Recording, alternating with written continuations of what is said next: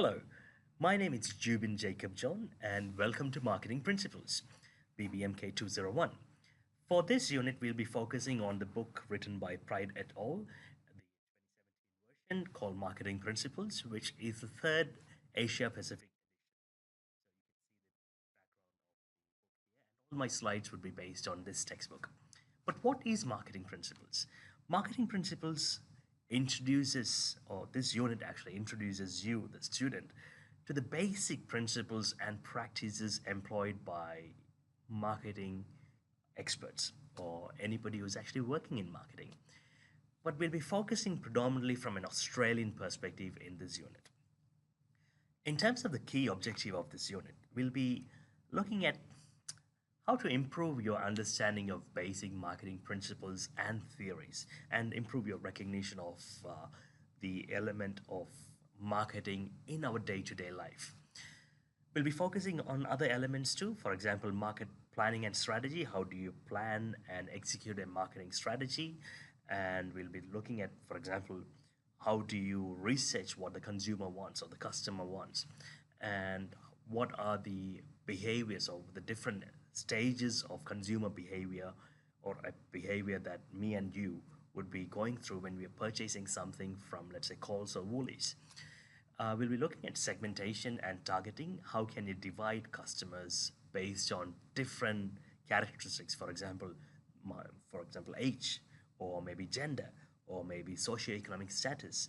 We'll be focusing on, let's say, positioning in terms of how would Virgin be positioned within the airline industry, and how, let's, as an example, how does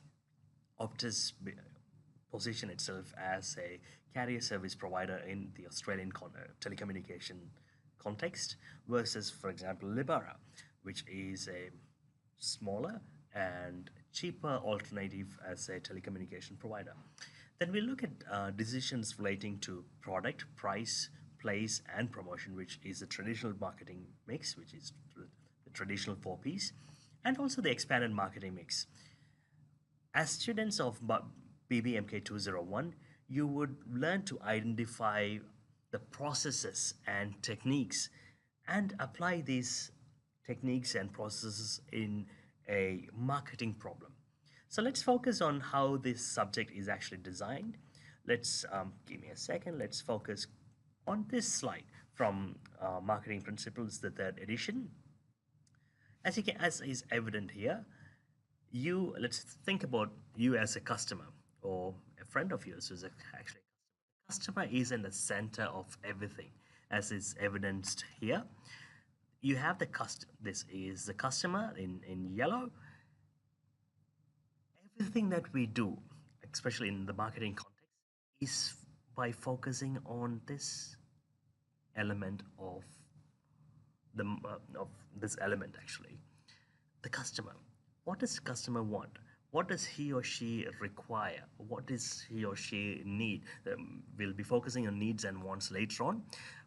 But there's a lot of external factors or external environmental factors that can impact the decision making of an organization from a marketing perspective. Let's look at a very simple example. Let's look at why you as a student chose Cambridge International College as your place of study. There might be a lot of external factors that impact your day to day life. For example, in this context, you are the customer. And there's a lot of competitive forces. For example, you have different universities or higher education providers or colleges in Melbourne CBD. You might have thought of going to maybe one or two of them. There's political forces that has an impact on you as a student or you as a customer.